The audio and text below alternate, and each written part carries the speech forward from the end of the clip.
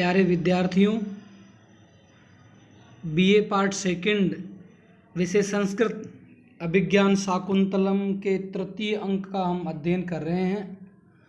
तृतीय अंक में शकुंतला राजा दुष्यंत से कह रही है कि हे पुरुवंशी राजन, विनय की रक्षा कीजिए। काम पीड़िता मैं भी अपने पर अधिकार नहीं रखती, अपने शरीर पर मुझे पूरा अधिकार नहीं है। उसकी बातों को सुनकर राजा दुष्यंत शकुंतला से कहता है कि हे डरपोक, गुरुजनों से भय करने की कोई आवश्यकता नहीं है।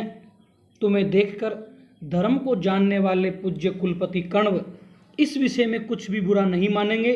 और यह भी है कि राजाओं के बहुत सी राजर्षि जो कन्याएं होती है, उनका गांधर्व विधि से विवाहित होकर बाद में उनके परिजनों के द्वारा, बंधु बांधवों के द्वारा, अपने पिताओं के द्वारा उनको समर्थन दे दिया जाता है।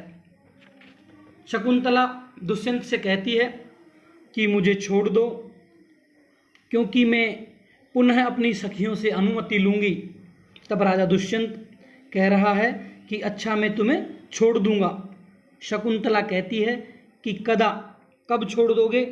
तब राजा दुष्यंत शकुंतला से कह रहा है कि अपरीक्षित कोमलस्य यावत् कुसुमस्यैव नवस्य षट्पदेन अधरस्य पिपासता मया ते सहृदयं सुंदरी गृह्यते रसोऽस्य। अपरीक्षित कोमलस्य यावत् कुसुमस्यैव नवस्य षट्पदेन अधरस्य पिपासता मया ते सहृदयं सुंदरी गृह्यते रसोऽस्य। इसका अन्वय है, हे सुंदरी, यावत् षट्पदेन अपरीक्षित कोमलस्य नवस्य कुसुमस्य इव पिपासिता मया ते अस्य अपरीक्षित कोमलस्य अधरस्य रसः सहृदयं गृह्यते। राजा शकुंतला को कह रहा है कि मैं आपको छोड़ दूंगा, लेकिन कब? हे सुंदरी, हे सुंदरी,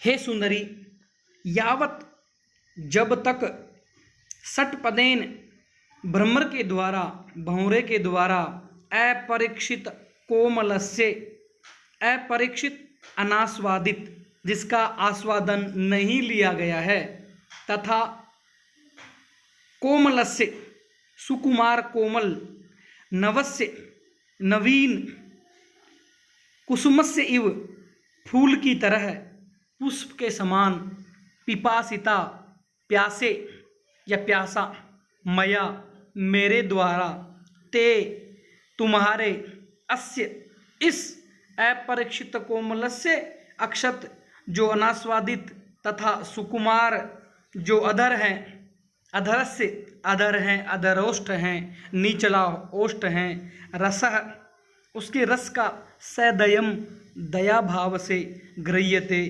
पिया जा रहा है, या जब तक ग्रहण नहीं किया जाए तब तक मैं आपको नहीं छोड़ूंगा। शकुंतला जब राजा से आग्रह करती है कि वह उसे छोड़ दे, तब दुष्यंत कहता है छोड़ दूंगा। शकुंतला पूछती है कब छोड़ दोगे? जब राजा उत्तर देते हुए कहता है कि भ्रमर आदि के द्वारा अनास्वादित अर्थात अपरिचुंबित तथा कोमल जो नवीन पुष्प के समान, अर्थात जब तक भ्रमर उस कोमल और अनास्वादित उस पुष्प को, उस फूल को नहीं छोड़ता है, जब तक उसका पूरा रसास्वाद नहीं ले लेता है, तब तक भंवरा उसको नहीं छोड़ता है। तो राजा दुष्यंत फिर शकुंतला से कहता है कि प्यासे मेरे द्वारा इस अक्षत अधर का रस पूर्णतया जब तक नहीं पी लिया जाता है, तब तक मैं तुम्हें नहीं छोड़ूंगा, अर्थात तुम्हारे अधर का पान करने के उपरांत ही मैं तुम्हें छोड़ूंगा। भंवरा जिस प्रकार फूलों का रस उसका आस्वादन लेता है, उसी प्रकार मैं भी तेरे अधरोष्ठ का आस्वादन लेने के बाद में ही मैं तुम्हें छोड़ूंगा। इति मुखम अस्याः समुन्नमयितुम इच्छति। इस प्रकार इस श्लोक में उपमा अलंकार है। कुसुमस्यैव इव, इसकी वजह से पुष्प की तरह, और माल भारिणी छंद है जिसका लक्षण है विस्मय ससजा गुरु समय चेत सबरा।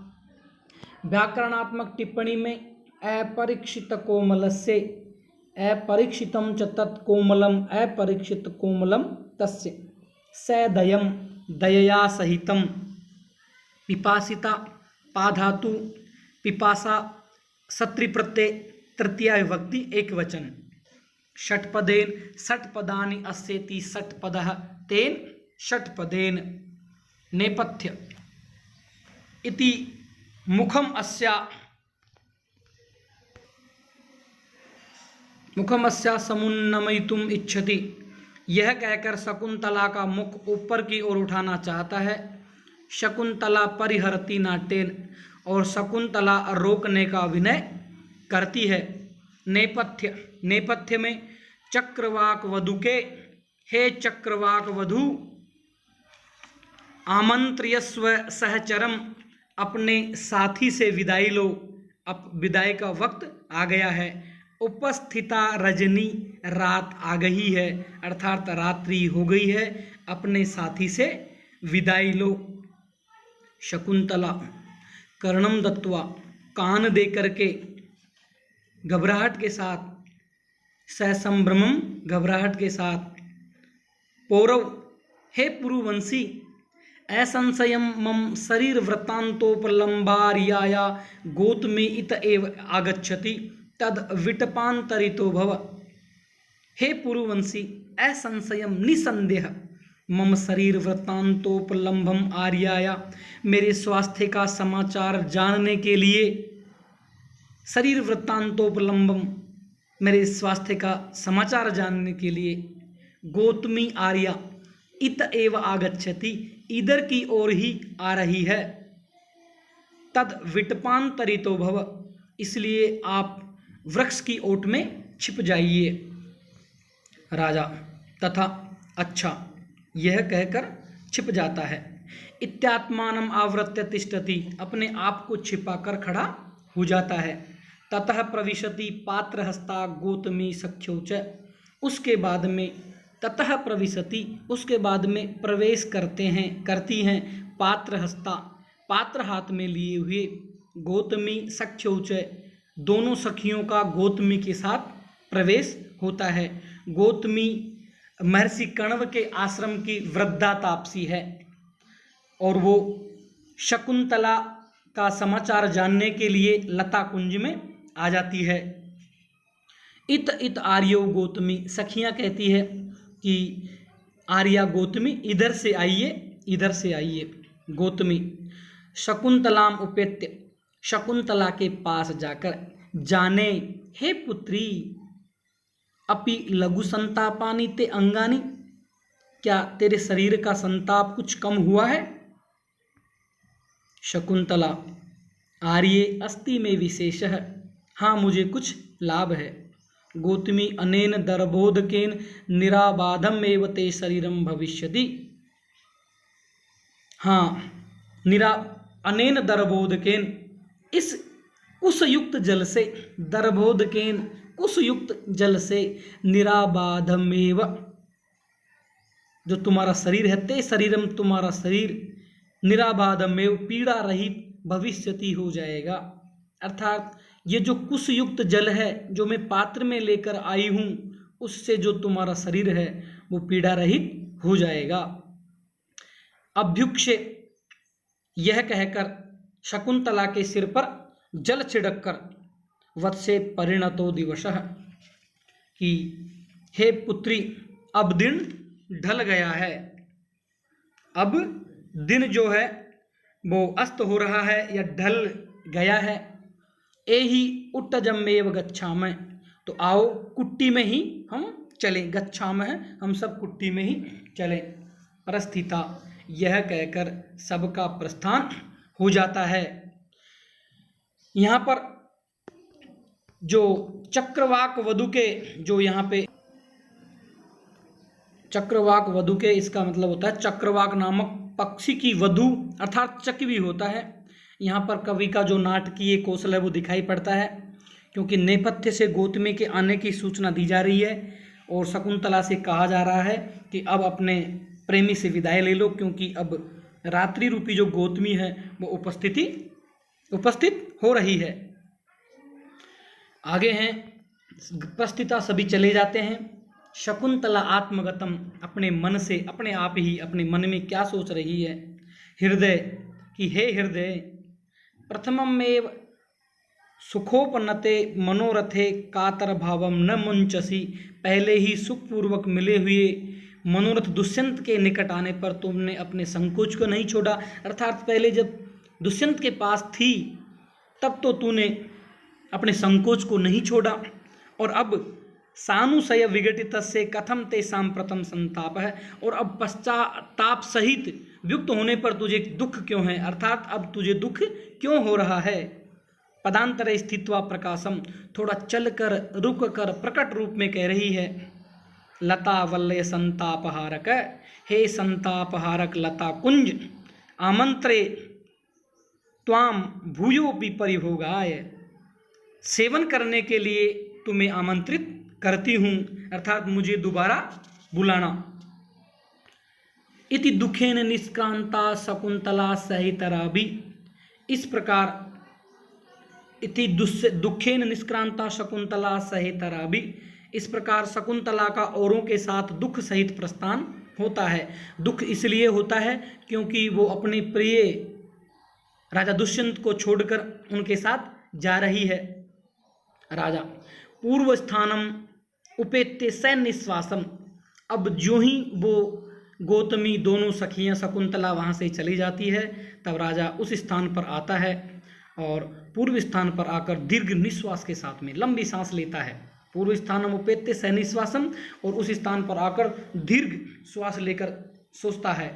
अहो विघ्नवत्य प्रार्थितार्थ सिद्धयः मया ही, अरे अहो अभिष्ट वस्तुओं की उपलब्धि विघ्नों से होती है, अर्थात जो अच्छी चीज़ें हैं, अच्छी वस्तुओं की जो उपलब्धि होती है उनमें बाधा अवश्य पड़ती है, विघ्न अवश्य आते हैं। मया ही, क्योंकि मैंने मुहुरंगुली संवृता धरोष्टम प्रतिषेधाक्षर विक्लवाभिरामम मुखम मंस बिभ्रति पक्ष्मलाक्षा कथम अप्युन्नमितुं न तु चुंबितं तु मुहुरंगुली संवृता धरोष्टम प्रतिषेधाक्षर विक्लवाभिरामम मुखम मंस बिभ्रति पक्ष्मलाक्षा कथम अप्युन्नमितं न चुंबितं तु। इसका अन्वय है मया पक्ष्मलाक्षः मुहु अंगुली संवृता धरोष्टम प्रतिषेधाक्षर विक्लवाभिरामम ऐसम विवरति मुखम कथमपि उन्नमितम न तु चुंबितम, क्योंकि राजा दुष्यंत के मन में थोड़ा सा पश्चाताप हो गया है और वो सोचता है कि मया, मेरे द्वारा, पक्ष्मलाक्षा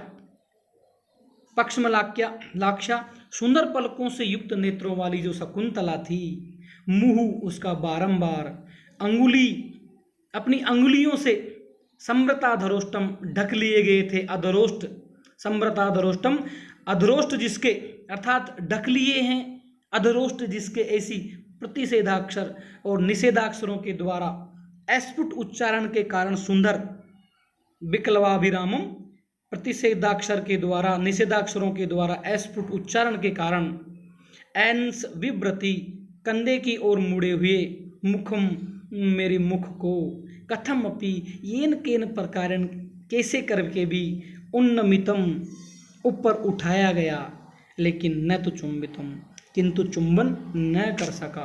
पश्चाताप के कारण राजा दुष्यंत अपने मन में सोच रहा है और अपने आप से कह रहा है। शकुंतला के लता कुंज से गौतमी के साथ चले जाने पर राजा उसी लता कुंज में आकर ठंडी सांस लेता है और कहता है कि अहो इष्ट सिद्धि में बहुत से विघ्न खड़े हो जाया करते हैं।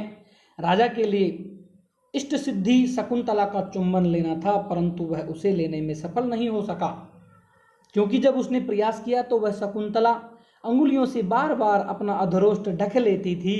नहीं नहीं, बस बस इत्यादि प्रतिषेधाक्षरों का उच्चारण करती हुई रोकती थी। तथा चुंबन परिहारार्थ अथवा लज्जावश अपने मुख को कंधे की ओर मोड़ लेती थी। इन सब चेष्टाओं को करते हुए उसका मुख और भी सुंदर प्रतीत हो रहा था। राजा अपने मन में यह भी सोचता है कि इस प्रकार के उस प्रशस्त एवं सघन लोमशाली नेत्रों वाली जो शकुंतला है, उसके मुख को मैं बार बार येन केन प्रकारेण ऊपर उठाने में तो सफल हो सका, परंतु चुंबन नहीं कर पाया, उसके मुख का चुंबन में नहीं ले सका। इस प्रकार के पश्चाताप के साथ में ही राजा दुष्यंत निराश होकर उसी स्थान पर खड़ा रहता है। इस श्लोक में स्वभावोक्ति अलंकार है, क्योंकि इसमें उसके स्वभाव का वर्णन किया गया है, शकुंतला के स्वभाव का वर्णन किया गया है। और इस श्लोक में मालधारिणी नामक छंद है। तो प्यारे विद्यार्थियों, आज बस इतना ही। धन्यवाद।